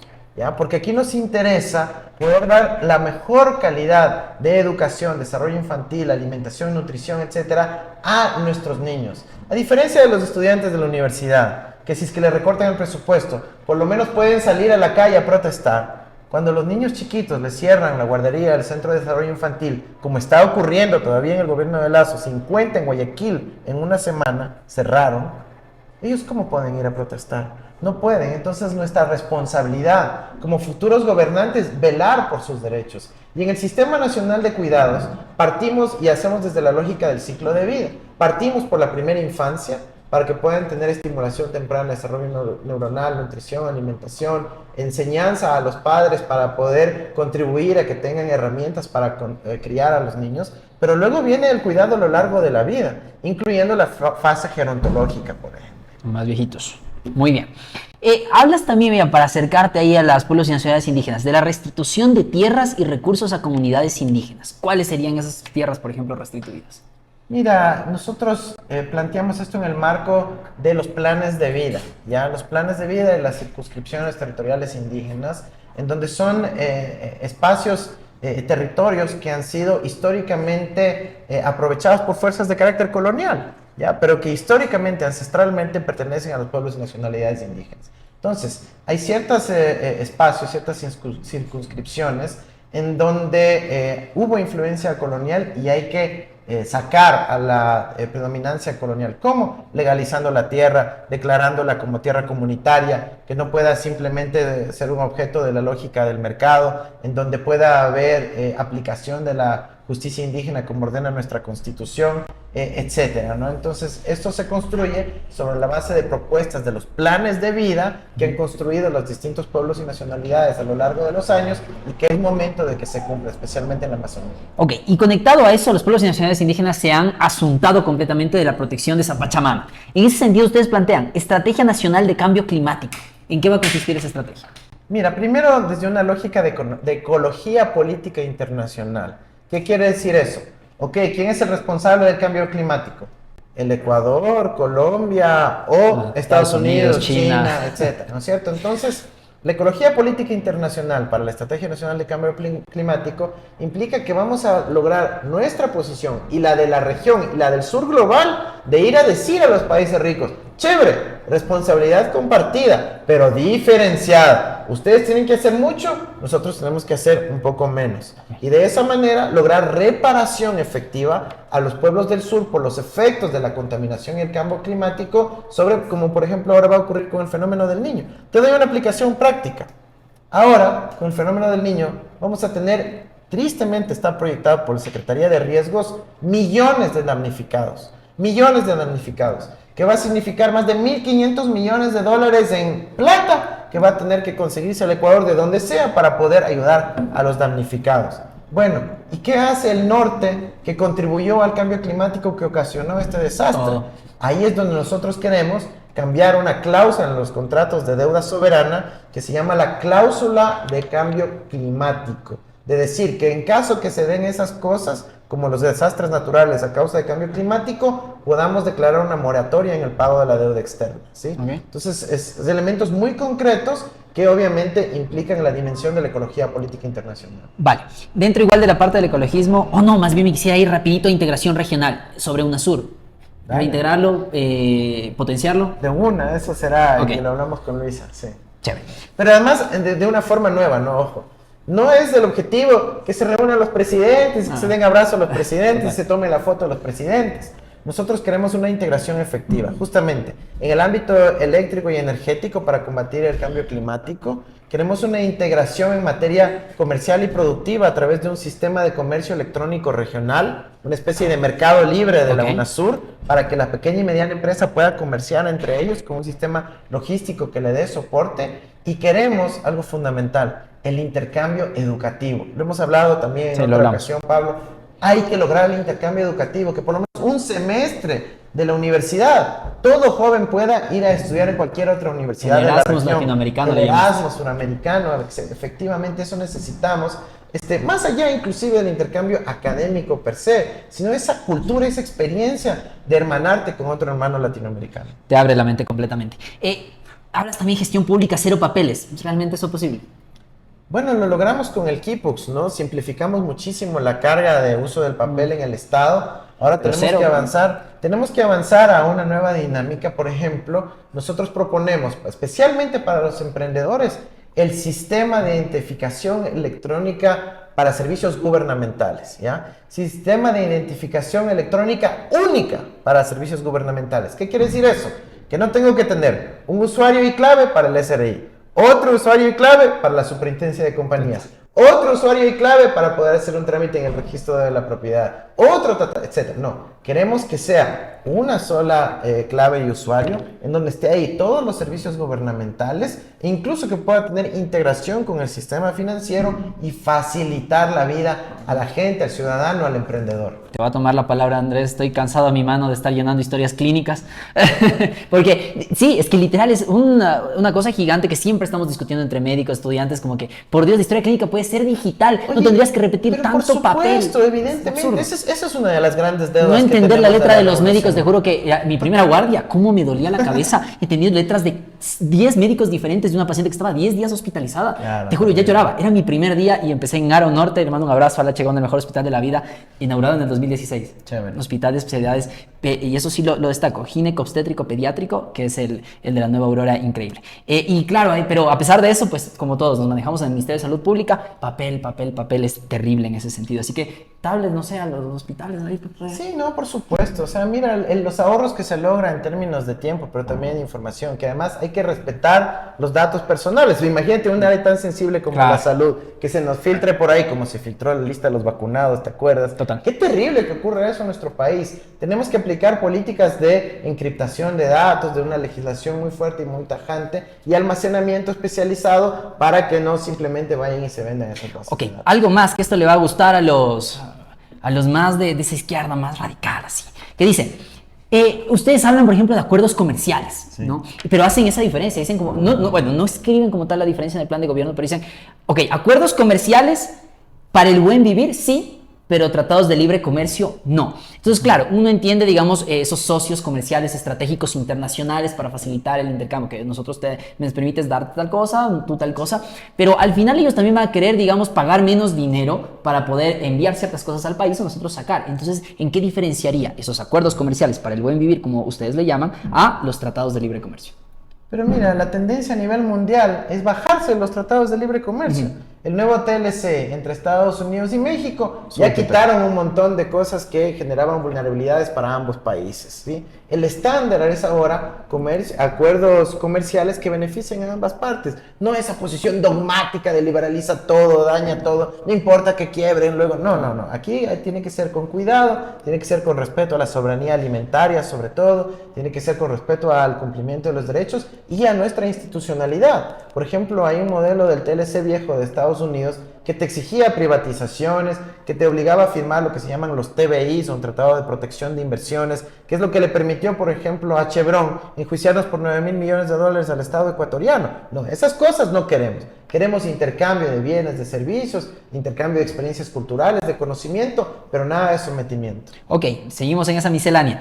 Hablan, por ejemplo, y es algo que se ha topado constantemente y con lo que les dan en redes sociales por el tema de la inseguridad, es que el correísmo abrió las puertas para que vengan todos los venezolanos, los delincuentes, sin pedirles pasado judicial y todo. Ustedes ahora plantean algo que se llama nadie sin papeles, que según entiendo no es una lógica de pedirlas cuando ingresan, sino de intentar regularizar lo máximo posible. No sé si lo entendí bien, es como lo que entendí leyendo el plan de trabajo, o cuál va a ser su rol en relación a las fronteras. Tiene razón, la idea es de ir hacia una regularización consciente, efectiva, privilegiando a los niños y las niñas. Imagínate que hay niños y niñas que vienen de otros lados de una situación desesperada y no pueden acceder a la escuela porque no tienen un documentito que se llama cédula o papel de refugiado. No, hay que privilegiar a ellos, evidentemente, los derechos de la niñez están por sobre todo, y ese es el tipo de enfoque que vamos a hacer ahora. Ahora, para esto también hay respaldo en los marcos internacionales de derechos humanos, derecho al refugiado, derecho a la movilidad humana, etcétera. Y evidentemente, cuidando y precautelando la seguridad de los ciudadanos, privilegiar sobre todo los derechos de los niños y las niñas. Entiendo que es para los niños. Ahora, para toda la población en general, digamos, para responderles a los que les dicen eso, que ustedes abrieron las fronteras para todos los delincuentes sin pedirles pasado judicial, ¿qué les responden? No, mira, eso es una falsedad total, ¿no? También dicen que por la base de Manta, no se sostiene con ningún análisis científico, estadístico, de datos, de causalidad, etcétera. Aquí la criminalidad la permitió Guillermo Lasso. Ecuatorianos, tengamos claro, estamos viviendo en un gobierno de narcobanqueros. Ahí está el informe León de Troya. Por favor, si no lo conocen todavía, googleenlo. León de Troya, el caso Gran Padrino, en donde la mafia del crimen organizado se tomó la presidencia de la República. Y por ahí habían policías honestos que ahora están amenazándoles su vida, que sabían que esto era gravísimo. Les allanaron, algunos ya tuvieron que salir del país. Imagínate, ellos, esos policías honestos, cogen y dicen, ojo, hay una alerta enorme aquí, y los generales, los narcogenerales, en vez de dar un apoyo a los policías honestos, dicen, qué bacán, vamos a utilizar esto para chantajear al presidente. Y el presidente, sin ninguna entereza, sin sangre en la cara, se deja chantajear, y en 2 años el país sucumbió en materia de inseguridad. Ok. A ver, ¿qué más de cositas de aquí extra? Porque estamos en esas misceláneas. Algo muy interesante. Hablaban de la superación. Por cierto, este último tema en que topamos no es misceláneo, es la esencia de por qué estamos en este proceso electoral. Es verdad. Si Lasso declara la muerte cruzada justo por este informe de León de Troya, por la mega corrupción vinculada al narcotráfico. Cuando yo le dije narcobanquero a Lasso, me amenazó con meterme preso. Que sí, con por denunciarlo, recuerdo. Ahí está, nunca metió en ninguna denuncia porque tuvimos la razón. Bueno. Aquí hablaban de superación de techo de cristal. Es la primera vez que leo un plan de trabajo que habla sobre los techos de cristal, ¿no? Esto que impide, digamos, a las mujeres, ¿no?, de poder seguir subiendo, ¿no?, y escalando. Sobre todo habla para el tema de las científicas mediante incentivos. ¿Qué incentivos en ese sentido? Mira, primero la gran muestra de superación del techo de cristal la tendremos el 15 de octubre cuando votemos por una mujer como presidenta de la República. Que no es garantía de excelencia tampoco. No, pero eso va a cambiar la cultura, ¿ya? Porque yo he recorrido el territorio junto con Luisa y hay muchísimas mujeres que han sido violentadas, que han sido abusadas, que han sido excluidas, que se ven muy representadas por el hecho de que una mujer pueda avanzar, sobre todo por la historia de vida de Luisa, de que fue madre soltera, de que tuvo que criar a su hijo sola y logró salir adelante y luego formarse sacando 2 maestrías, ¿sí? Y eso es una demostración, sí, de excelencia. Entonces yo sí creo que su historia de vida representa la lucha de millones de ecuatorianas, de mujeres ecuatorianas, y se van a ver representadas con una mujer como presidenta. Ahora, sobre el tema específico de las científicas y investigadoras, Tú sabes que ahí hay elementos de discriminación tan sencillos como la norma bibliográfica.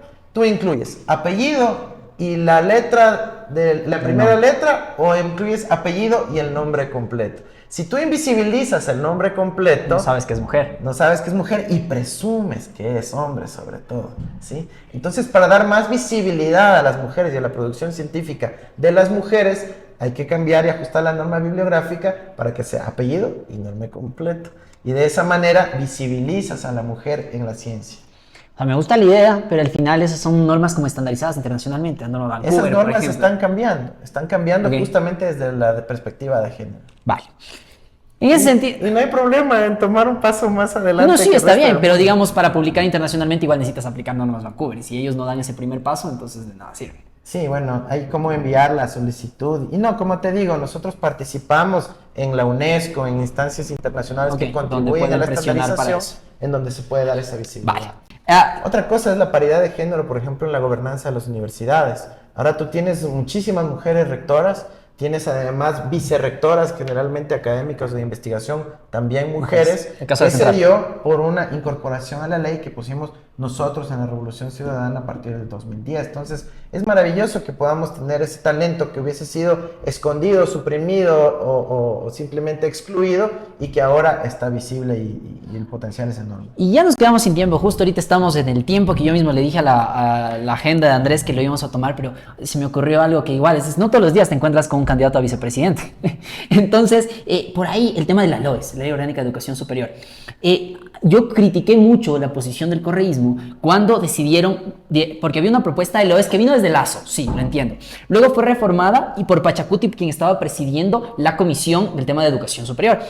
Y claro, tenían cosas terribles que sí, digamos, privatizaban la educación, no más que privatizar, dejaban abierto para una posible privatización. No garantizaban, digamos, la formalidad en los contratos de los docentes, o sea, los nombramientos y todo. Pero sí habían cosas que eran de avanzada. Por ejemplo, aumentar el tema del cogobierno. Las universidades están hechas para los estudiantes. Y en ese sentido, los estudiantes deberíamos tener un rol para poder decidir sobre las acciones. Pero en el cogobierno nos da el 25 al 35% de participación. O sea, al final no es nada. Es como que para que digas que te incluyo, pero al final no cuenta en nada. Entonces, la propuesta que tenía Pachacuti y que acordaron por mayoría, aunque sea simple y con los votos en contra de la Revolución Ciudadana, daba el 50%, que está en cumplimiento de una orden de la Corte Constitucional que dice que tiene que ser hasta el 50%. Entonces, yo decía, claro, ¿qué tal si en lugar de rechazar completamente y archivar la ley, y yo les proponí y les contacté a todos los asambleístas, por favor no me archiven completamente esa ley, sino apruébenla por artículos? O sea, avancemos en lo que estamos de acuerdo y no por eso tachémosla todo y mandemos la basura porque es de Pachacuti. Entonces yo decía, sí, está bien, no estoy de acuerdo con el tema de la privatización y todo, pero aprueben primero votar por artículos y luego de eso, pues, voten por esos artículos del cogobierno y de la votación, por ejemplo, para el tema rector, para que los estudiantes tengamos ese rol protagónico en las decisiones también que son importantes. Entonces, ahí por ahí les suelto eso para que le tomen en cuenta en el tema de la LOES, que seguramente lo tratará porque están pendientes y he visto que muchos de los asambleístas están ahí trabajando, porque ustedes también como ejecutivo tal vez sean los que manden ese proyecto de ley o les dejan a los asambleístas. No sé, ya sabrán ustedes qué hacen, si es que ganan, o igualmente les extenderé pues a todos los candidatos. Oye, hablando de la asamblea, todos, salvo creo que uno, de los asambleístas de la Revolución Ciudadana están nuevamente en la asamblea. Y analiza el resto de bancadas, ¡ni uno! Sí, hubo un rechazo brutal de la ciudadanía al resto de bloques y bancadas, incluyendo Pachacuti, que eran 27, bajó a 5. Y la Revolución Ciudadana sube de 47, dos que fueron 52, traidores, a claro. 52 aproximadamente. Solo para entender que la Revolución Ciudadana tuvo un rol clave en el legislativo. Y específicamente sobre la ley, porque no me gusta dejar el tema suelto, sí creo que es válida tu observación, pero hay que entender el proceso de la formación de la ley. Y es que aunque tú apruebes por artículos y se lo envíes al presidente de la República, Le puede vetar, claro. el veto parcial le puede cambiar todo, quitar lo bueno y dejar lo malo, y luego no habían los 92 votos para ratificarse en el texto original. Entonces, ante ese riesgo, sí, es lamentable, pero ante ese riesgo muchas de las leyes simplemente no se dieron paso. Otras que sí se aprobaron de forma consensuada, porque incluso si llegaba un veto de Lazo, habían más de los 92 para aprobar. Entonces, a veces hay que hacer esa matemática política para entender el proceso de formación de la ley. Sí, creo que tienen un punto. Creo que tienen un punto que no lo había analizado. pero también no creo que nadie se oponga al tema del cogobierno. La mayoría de bancadas estaban a favor de eso, porque lo analizaron que incluso con los de Creo y todo, y sí le estaban apuntando al cogobierno. Y si solo aprobaban eso, tal vez sí, tal vez con lo demás no. Bueno, habría que analizar. Pero muy interesante, me quedo con eso porque nadie nunca me dio la respuesta, porque yo les preguntaba, ¿no? ¿Por qué? Y dijeron, no, es que por temas de cálculos políticos, pero lo hablaban en otro sentido, en el cálculo político de que a la Pachacuti, pues cómo vamos a permitir que haya una Loes de Pachacuti, que hablaba de las universidades ancestrales y tal, que yo estaba de acuerdo con ciertas consideraciones. Por ejemplo, decían que para ser rector no es necesario ser PhD, sino solo sabio. Entonces, yo no estaba de acuerdo con eso. Pero para otras cosas sí, ¿no? Lo del cogobierno, que digo que esa es nuestra lucha que hemos estado en tanto tiempo para que los estudiantes tengan rol protagónico. No sé si quieres agregar algo más o ya nos vamos con el disenso-consenso. No, dale. Ok, entonces con eso vamos a el disenso-consenso. La última parte. Termina Andrés rapidito con un disenso en el que disenso que hayamos tenido y un consenso al que hayamos llegado. Bueno, creo que el disenso es en el tema de los posgrados Sí, de medicina, total. ¿no? Pero no es porque no diga, oye, no es necesario, sino que digo, oye, ve, tengo 20,000 déficit de parvularias que tengo que también formarlas, becarlas, tengo que puedan llegar, tengo la necesidad de que lleguen a todos los centros infantiles del país, tengo que construir infraestructura, tenemos que alcanzar a la niñez, tenemos que resolver la inseguridad, la transición post-extractivista, en fin. Entonces no es una cuestión de no hacer, sino que tengo que hacer muchas otras cosas más, y ese es el disenso, creo, más importante de esta conversa. ¿Y consensos?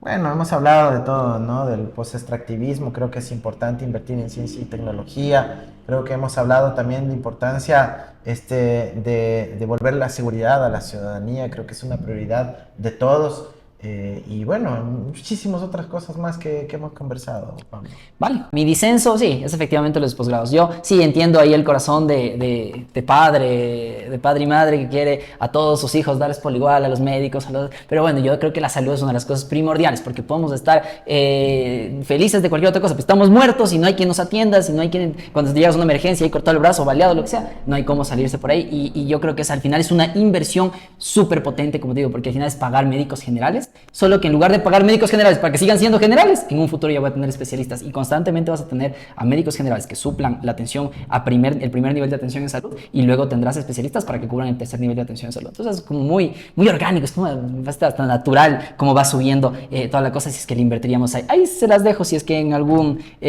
año lo quieren realizar. Así que bueno, y consenso sí, varios. Me gustó, creo que el principal consenso es en el tema del Yasuní. Bueno, creo que varios, hemos hablado de educación, ciencia, tecnología, salud, de todo, pero creo que cobrar a los evasores, man. Eso creo que es lo más importante. O sea, en verdad que no nos podemos hacer los locos en ese sentido. Creo que es un rol protagónico que ha tenido la ciudadanía al decirle por primera vez a una consulta popular que no se le va a permitir más la explotación, diciéndole sí a la vida, sí a la diversidad, y obviamente también no descuidar a la gente que es la más pobre, que siempre que no le ha llegado nada, ¿no? Sucumbió Orellana, 45% de pobreza, son de los que salen las riquezas y no les llega nada. Es un completo absurdo, y pues me deja con tranquilidad que ese planteamiento venga, pues que digamos, esté acorde con esos planteamientos. Ojalá también desde la otra candidatura se haga, porque no porque yo tenga un ánimo ni una inclinación por ninguna candidatura en general, sino porque creo que al final gana el país, y por eso las mismas propuestas que le he extendido acá a Andrés, le extenderé también a Nova, si es que acepta, a Verónica Abada, aunque no sé si conectaremos mucho con Vero, pero igual se le hace la bienvenida para aquí, para que conversemos y debatamos, se les extenderá las mismas, porque al final, como siempre digo, gana el país y no gana un candidato. Y si te acepta la invitación, Verónica Abad, sería Vamos, chévere debate. también hacer una de los dos juntos. ¿Sabes que estamos planificando algo en la Universidad Central? Ya les voy a hacer llegar a tu equipo de trabajo a ver si se logra. No sé si acepten, pero ahí va a estar la propuesta, al que asista. Chévere. Buenísimo. Así que, qué gusto, ha sido un placer tenerse acá en el disenso. Hemos tenido acá a Andrés Arauz, hemos tenido disensos, hemos llegado también a consensos. Y pues nada, nos vemos acá en un siguiente episodio. Y al final, ustedes son los que tienen la decisión cuando este 15 de octubre se acerquen a las urnas y decidan qué modelo de país quieren. Les mando un abrazo y ya nos vemos en un próximo episodio. Gracias, Django Cervecería, que podemos. El Andrés no se toma a ver. Sí, fondo, despacito. Andrés. Salud. Fondo para terminar. Un abrazo, cuídense mucho. Este Ecuador amazónico, desde siempre y hasta siempre. ¡Viva la patria! Quien no conoce su historia está condenado a repetirla. Trillada frase que a pesar de ello tiene sentido para este podcast, donde el pasado nacional e internacional, pero también el presente, son las herramientas críticas para forjar el futuro. No estar de acuerdo está permitido y llegar a consensos es el objetivo, Los derrotados son los que dejan de luchar. Y dejar de luchar es dejar de soñar. con un punto de partida, el disenso.